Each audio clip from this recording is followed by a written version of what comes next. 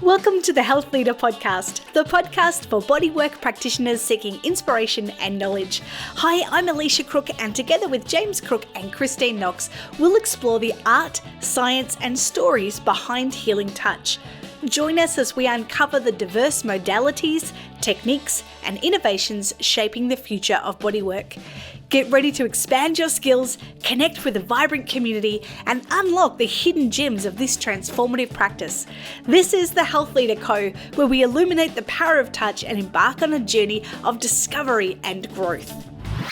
In this episode today, I'm going to be speaking with Lexi Lopez. Lexi is a therapist from the USA in Florida, and she does a lot of lymphatic drainage work. She's a lymphatic drainage specialist, and really she became a health advocate as she experienced her own health journey along the way. She is so incredibly vulnerable, and I feel so incredibly blessed and privileged to share this episode with you. She's going to share how she went from a biological researcher into the kind of body work and the energetic work that she does with people, as well as she started to realize how our mind and our emotions actually affects our bodies and affects the way that our bodies behave and function. And I just love her story. It is so interesting to be able to hear and talk with somebody who understands the power of well-being and the power of being able to look into our own past and heal from trauma so that we can show up in the world and create a more holistic place and be able to bring more health and healing as we go through it. Now, the beautiful part of this journey is that Lexi is not on the other side of this. She actually said yes to this podcast, and a bunch of stuff has happened since. And so she's graciously shared just what it's like to be her right now and what she's going through. And I'm really excited because I think you guys are going to really love this. Just this really honest and raw story and conversation with somebody who is an exceptional practitioner and great at their craft and been doing this for close to 20 years. So I'm super excited. Listen in, and I'll see you on the flip side. Hello, Lexi, and welcome to the podcast. Hi, Alicia. Thank you. I would love it if you could share a little bit about your business now and why did you get into doing what you're doing? Yeah, that's a very long question, but I'll try to make it short. So my business right now is based in Boca Raton, Florida. It's called Florida Lymph Drainage. And I've decided to focus on that for many reasons. But I've been in the industry for a very long time in many different states. And before I got into massage therapy, I was actually in medical research. So it was a completely different change. I've been in healthcare one way or another my whole life. So how I got into it. The timing of this podcast is actually very, very interesting because just this week I started reconnecting with someone I knew at a pivotal point in my life when I decided to switch into massage therapy. So I was in my early 20s and I was pursuing a master's in psychoneuroimmunology, pretty much how your mind affects the chemicals in your brain that affect your health. It's just a long word for that. At the time, I was in a relationship with this young man who developed multiple sclerosis. And he developed a very aggressive form of MS. And so for a while, I was his caretaker. And he deteriorated pretty rapidly in the time that I knew him. But I was going through that. So many things were going through my mind, trying to learn as much as I could about autoimmune conditions and how diet plays a role in that, how emotions play a role in that, trying to help him and trying to alleviate his symptoms. And that's a point when I also started becoming very, spiritual in a way, if lack of a better word. It's just kind of focusing on your inner health and how that affects your outer reality. So it was a very difficult time. It was not a great relationship to begin with, but then with the disease and this happening, it was a very tumultuous time, very defining for me. So it took me about 2 years to break away from that relationship, but it was difficult because of the backlash. You know, everybody thinking that I should have stayed and he needed care and how could you leave? And everybody thought he was wonderful. That was hard. It was very, very hard. 6 months after I left, I started coming down with symptoms of multiple sclerosis. Now, MS is not contagious, but for some reason, I started coming down with symptoms, and I went to see doctors, and they were telling me, you probably do have an autoimmune disease. The MRIs were suspicious. This was in the late 90s, early 2000s. So I just succumbed, and I accepted it. And for many years, maybe 2 or 3, I was medicating myself with injections and going down that road. And luckily, my parents and some friends, they just weren't going to accept that as I did. So they took me on a healing journey, my parents did, back to my home country, which is Bolivia, in the Andes in South America. And they had me see a shaman, this like 3rd-generation healer. It was such an amazing ordeal in the middle of the mountains, waiting for days, going through a cleansing ceremony and a healing ceremony to meet with this healer to see if she could shed a light on things. So Alicia, I get there, and she speaks English, which is, I'm kind of shocked because they all speak an indigenous form of language that the Incas used to speak there. But anyway, she said to me, you were born with a certain kind of energy that you don't know how to deal with, and you're not accepting. And until you learn how to deal with it and work with this energy, your body's going to react by manifesting disease. This disease is not yours, but you are very empathic, and sometimes out of guilt and out of a need to help, you manifest things into your being that aren't yours. So, she told me what I could do when I came back to the States, where I could go to learn more about working with this energy. She recommended I go to the Edgar Cayce Center, which I had been visiting on my own anyway, in Virginia Beach. She said they will teach you how to work with this. Then she did this whole healing ritual, and she said, okay, when you go back to America, I want you to go see the best doctors you can afford. Get retested for everything. Get another MRI, see a neurologist, and you'll see that what I'm saying is true. So I did. I came back, and everything was negative. All the stuff in my MRIs was negative. I couldn't figure it out. But I remember her telling me, if you approach life with fear, and if you don't accept this gift that you have, your body will let you know, because you'll manifest disease. So anyway, that's how my life changed. That's how I ended up at the Edgar Cayce Center, where I learned how to be a holistic massage therapist, and I let go of a lot of things in my life that were toxic, like thoughts and relationships, and healing a lot of things in my past. And it was a very intensive healing journey that I thought was just a stepping stone to something else in my life. But as it turned out, I fell in love with it.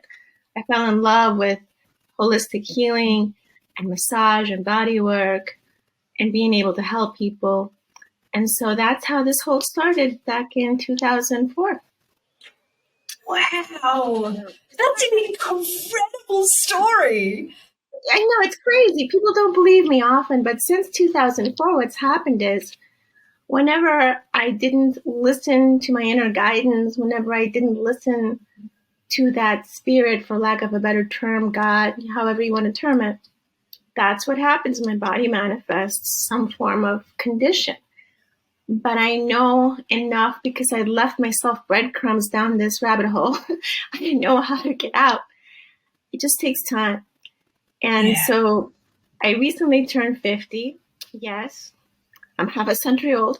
And so I was on Facebook a few days ago, and I found that old boyfriend from that time period. And he's a quadriplegic now. I didn't communicate with him, but I found that his wife, his poor wife, has been taking care of him, and she's the president of Well Spouse, which is this organization to help the healthy spouses who are taking care of terminally ill or chronically ill, partners for a lifetime. And she's really amazing. And so I'm reviewing this part of my life, trying to kind of understand it and heal it and forgive it and make peace with it. And I think, it's so beautiful. Thank you for sharing that and sharing where you're at right now. It is, I know often they talk about this with with parents and trauma, or parents and, big things that have happened in our lives. As your children get to certain ages, particularly if there was a lot happening, doesn't necessarily need to be traumatic or particularly bad, but if there was a lot happening at a certain time, often as a parent of a child at that age, or parenting a child at that age, you will actually process those things because you're seeing it from a different perspective. Yeah. And I'm hearing that with this relationship, that being reminded of what happened and how you got into this and how this has come about, is that right now it's almost like you're kind of going back and you're looking and thinking through, kind of sifting through those thoughts to kind of reconcile now with your adult eyes, like 50-year-old eyes and perspective. You actually can process stuff in an entirely different way because of where you're at now. Does that resonate? That's perfect. I mean, you articulated it perfectly. That's exactly what's happening. And also, when traumatic things happen to kids and people, and, but kids especially, they tend to separate themselves from it as a way to survive it. Most people do that with trauma. You just separate yourself and you compartmentalize, and you sometimes bury it and forget about it because it's too hard to deal with. And then whenever you're ready to deal with it, then you get to sift through the skeletons, the burial ground of all these traumas. And so that's where I'm at. And I'm actually thinking of, setting up an appointment to get this hypnotherapy session to just help me get some more clarity and remember things and be able to, make peace with it, forgive and let go. I don't think I ever did. There was so much that happened there. It's kind of messy, but it's come up for a good reason. It's like you need to power wash these recesses of your spirit to be able to integrate and be whole and move forward. And in my case, I was thinking about it last night. I believe that situation, in a way, took a little bit of my personal voice, being able to stand up for myself, speak for myself in personal power. And even though I've worked so much over the years in healing that, I think addressing that pivotal moment is going to be key. So I'm really looking forward as to what happens on the other side of this. And well, I think the word integration is beautiful, because I think we don't, and what I hear in that is more a leaning in, and it's not that disconnect, because I think our default position when something happens is to, like I said, disconnect or disassociate from it and put it into a compartment. And I think when we have big feelings that rise to the surface, usually it's because our unconscious mind or the universe or our soul has decided, I'm ready to deal with this. I'm in a safe space to deal with this. And I think as practitioners, we see this on the table all the time, where you start working on someone and they're like, oh, yeah, that's right. By the way, and they start to remember something and they process it with you as you integrate it. And all of a sudden, that thing never gets spoken of again because the body has gone, there was a problem. Oh, now I'm safe. I'm actually going to integrate this now and just kind of, I think there's a really scientific way of discussing this, but I think of it as flushing the toilet on the yesterday. It's like, done. That's exactly right. You're right. You're absolutely when you're in right. vacation, I'm sure there's a much better, more intelligent, scientific way to discuss that. That's clear. The funny thing about that is two things. The work that I do in lymphatic drainage, often that's how I describe it to people. I'm like, this is just plumbing. Really, it's like body plumbing. I'm just flushing things out but anyway, that's funny. But what I was going to say, if I can remember now, it's like left my thoughts. Where'd it go? Oh, yeah. So a few months ago, you were telling me that you thought I needed to integrate more of my masculine energy, that I was having resistance. And then I had a bars access session that said pretty much the same thing. And it kept showing up in my life. And oftentimes I feel things in my body that are just like metaphors of what's going on in my mind. So I really do feel like this, what I just described to you, that relationship and revisiting, that was like the pivotal moment when that whole shift occurred. And I have a feeling that when I'm able to integrate that, it's going to change a lot, like from here up. My heart space, my physical mid-back scoliosis issue, and my voice, like this is the part of my energy body where it's really going to make a big difference. Yeah. It's kind of exciting. It is. And I actually really appreciate your honesty and just willingness to share where you're at, like in the middle of all of this. And often we hear the flip side of when, so I went through this thing and this happened and then I did this and this and this and now I'm, here I am. And being able to actually sit with somebody and just listen and hear how you're processing and working with this and leaning into the resistance and leaning into the messy and icky and uncomfortable feelings at times. Yeah. This is actually where the magic happens. We don't get to have all the magic unless we're willing to go through this and actually heal these parts of us that for some reason are not integrated. They don't get, the toilet doesn't flush at the end of the day. And we just notice them. And I think there's been research to show that memories that have, like traumatic memories, that there are different chemicals in our brain where that memory is stored. And that's where work like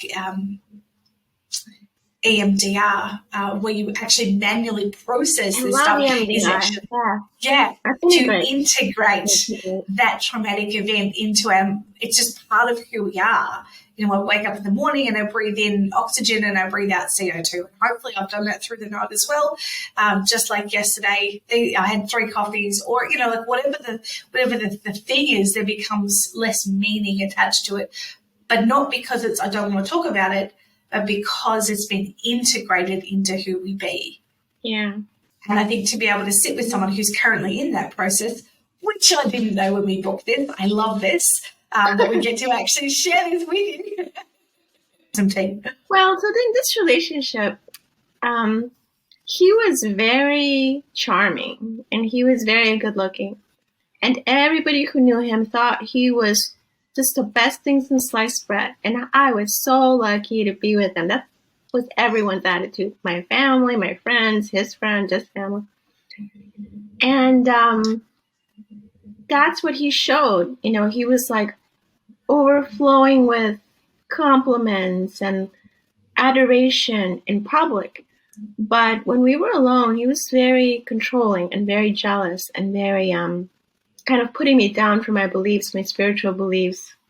People never saw that. They when we would fight, and we would fight a lot, and we'd break up a lot, they would blame me because he would always paint me out to be the bad person. And I was dealing with so much as a young girl from things that happened to me when I was a little girl. I didn't have a good sense of myself to even know that I was in a bad situation because I was so used to feeling small and not having a voice, and that I didn't even realize what was going on until many years after it happened. I ended up burning a lot of the journals that I kept, burning a lot of the letters that he would send me, because whenever we'd break up, he'd make this huge show of apology, sending dozens of roses and buying jewelry and crying at my mother's lap, begging for me to... Yeah. So anyway... There's so much that I need to process with it. And so now, I'm doing great, even though I've had these bouts with autoimmune issues. On the books, medically, I have nothing. I'm completely fine. Although I know myself that I can get into that space, or maybe it's being too empathic of other people's illness. I don't really know. I'm just a mystery. But I'm on the bright, sunny side of this mystery, right? So looking at where he's at and how he's been now a quadriplegic bedbound for the past 10 years, I didn't know, because last time I talked to him was like 16 years ago, I think, right after he got married. So I'm dealing with all these feelings of like, I don't feel sorry for him one bit, and I feel like I should, so I feel guilty. And I know that when he married this woman, he didn't love her because he told me. And I feel like, should I have warned her of what he was really like? It's like all these things. I think I need a therapist. I think I might go see a therapist, actually, just to have somebody clear my head. Maybe get some EMDR and then clear all this up. It's a lot, right? All this happened in the past 3 days. Yeah. That's why I've been sleeping. I had that one really great productive day, and then I was like, oh God, this is too much. I gotta deal with this. So what I would say to that is, so often it's really hard to see things when we're in it. Yeah, because we're in it, we're part of it, and we justify really easily that we just make things okay, or we just assume a certain way, or you look at the bystander effect. People don't even realize something's happened because no one else seems to be looking around or seems to be worried. And yet what it does is take one truth teller, one person who observes what's happening for what it really is. Firstly, to have a friend that loves you enough to be a truth teller. That's not judgment. There's no judgment in that. It's just, this is what I'm seeing, this is what I'm observing. Actually, this is what it is. It's hard I think it takes courage to be that kind of friend, to be the truth teller. And also to hear that. We have to have an openness to actually hear what's been going on. And I know that for girlfriends of mine who trauma and abuse has happened, they didn't wake up one day and went, oh, I think this is wrong. It was always a truth teller that said, there's something about this that isn't right, and I'm actually going to call it for what it is, not for what you either want to downplay it or justify it for. And I think that's where society is going in terms of what we are making public and making more clear these days, that being a truth teller is actually a really courageous thing.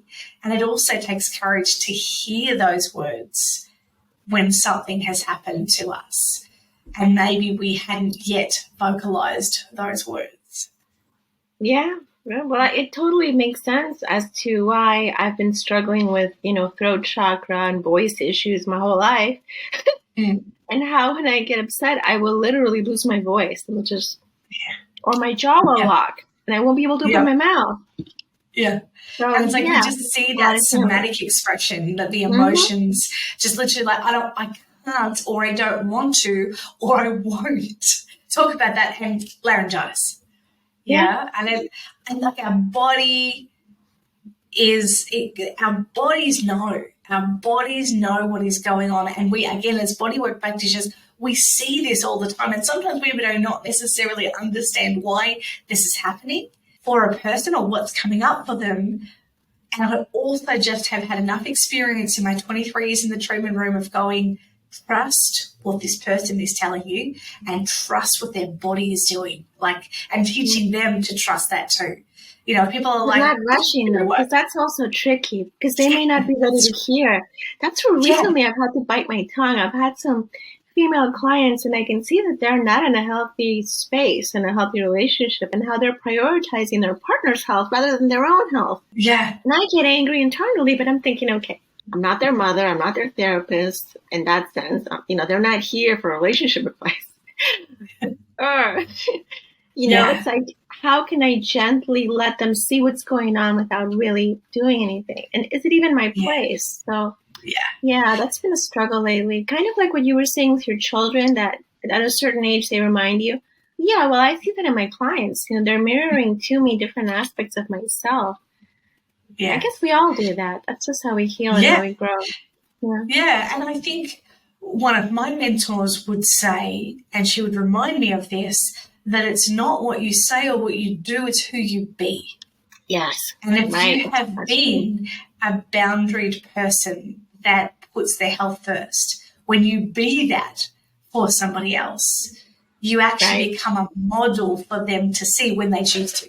Yeah, they may not choose to see it right now today, just because we would really like them to. And if we could shake some sense into people, I think the world would be a better place. Unfortunately, that doesn't work. You can just meet them where they are and accept them where they are, and hope that our beingness will trigger something in them to move in that direction. That's really all we can do.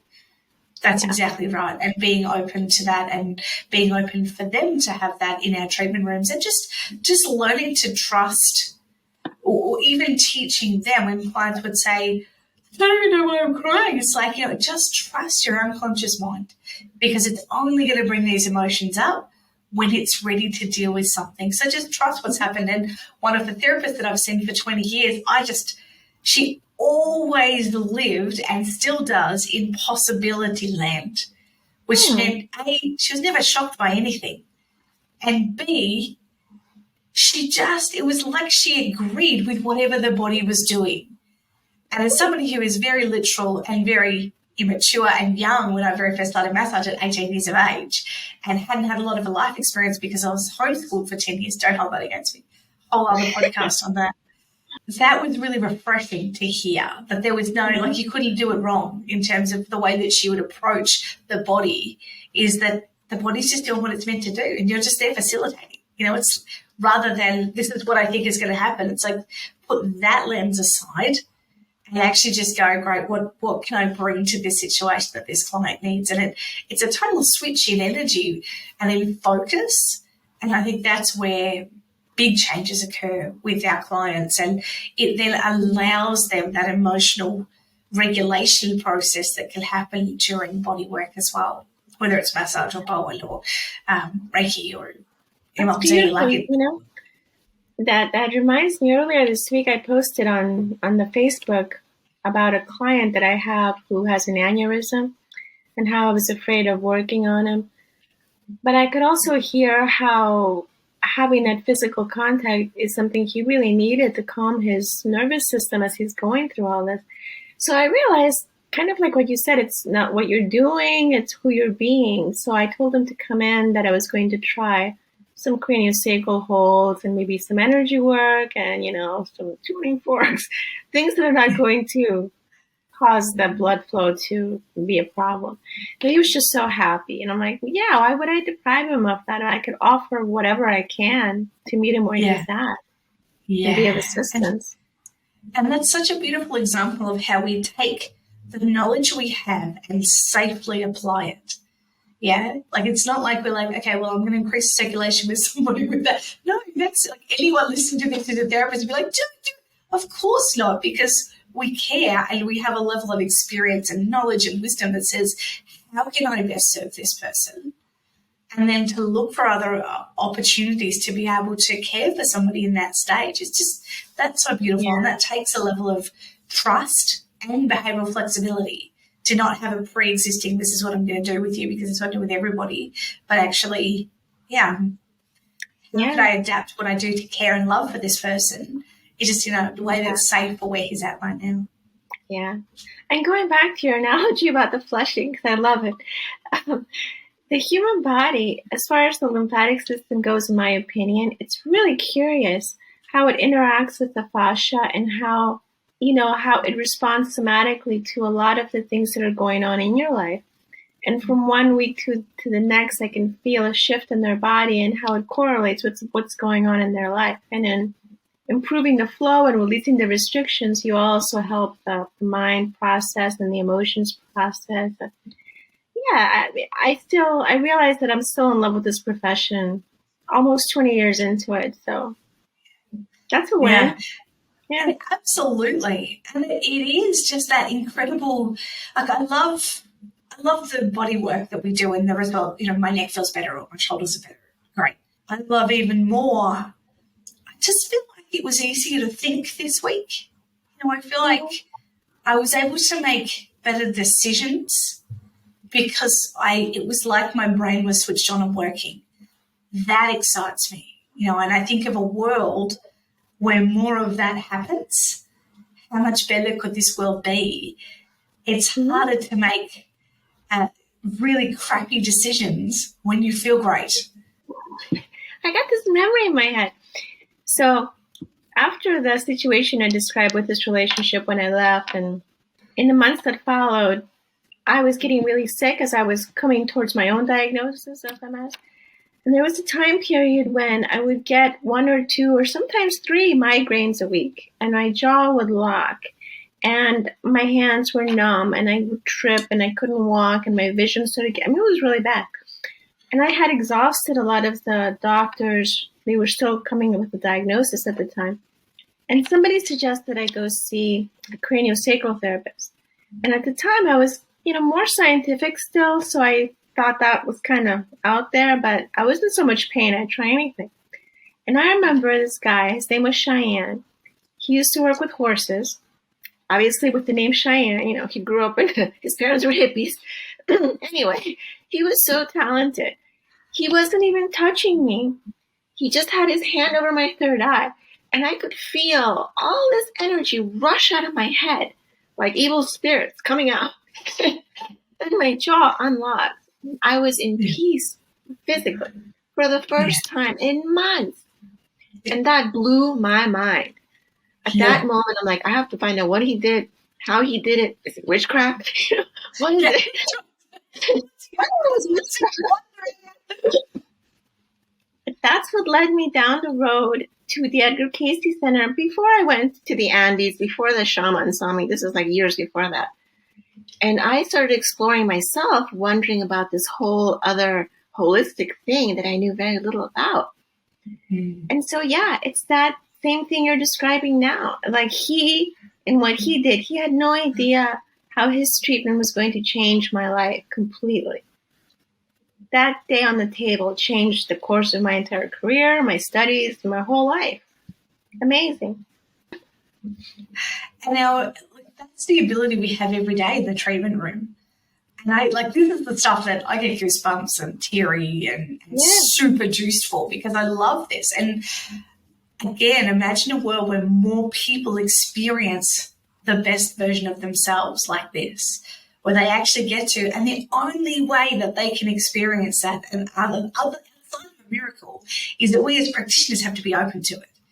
Because otherwise it's like, what the heck is going on? I don't understand this. This is super weird. And then we're like overthinking, and it's like, you know what, just actually learning to step into that vulnerability, being okay with, we're human, and holding space for people allows, I believe, a greater depth of healing to occur. That's not just deactivating that trigger point there, but it's actually deactivating what is causing whatever's going on here for that trigger point to have been placed there in the first place. Why did my body decide, if my unconscious mind takes care of my body, why did my unconscious mind decide that that was the best place for a heart-breathing, irritable spot within a taut band of skeletal muscle that will give rise to characteristic referred pain and discomfort, which is our Travell-Simmons. It's the one thing I remember by heart, so I have to use it sometimes, Lexi. That's impressive. What did my brain decide that was the best place to put that? What was going on for my body to think that that was the safest thing for me? Because maybe the emotional stuff was too hard, so it's easy to deal with pain.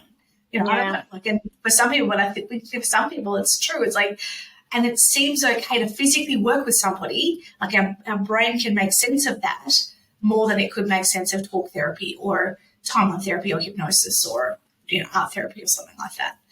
And I just find that fascinating. That's just a bit of a rabbit warren down my brain. Yeah, that was the hook for me. That excites me. It still excites me. It still gives me goosebumps. I still love it. So, Lexi, I just want to thank you so much for your sharing today and your willingness to go so deep with us and just share your experiences in the treatment room and how that reflects in your own life. And I do think that there is a beautiful space between what we're going through, what our clients bring us, and where we're at and how we show up for our clients each time. And I think even to be able to hear that as somebody who is, a veteran in the industry, has been here, has mastered her craft in holding space and, added lots of different modalities to your skill set, to be able to hear even now how you're processing stuff that's gone on in the past and hold space for your clients and love them. And I just really appreciate you sharing that with us today and just being able to sit with you in what's been coming up with you lately. And thank you so much for your openness to share. Thank you for letting me talk about it. I think I really needed it. So it worked out wonderfully. You made it a very safe and comfortable space to do that. And I appreciate it. Thank you. Thank you. You've been listening to the Health Leader Podcast, hosted by James and Alicia Crook, together with Christine Knox, business coaches and modality mentors for massage and manual therapy. Elevate your hands-on skill and your practice to get incredible results at the Health Leader Co. Jump onto Facebook or Instagram and look for the Health Leader Co to connect. Also, please go to iTunes and rate us 5 stars so that even more people can access this podcast.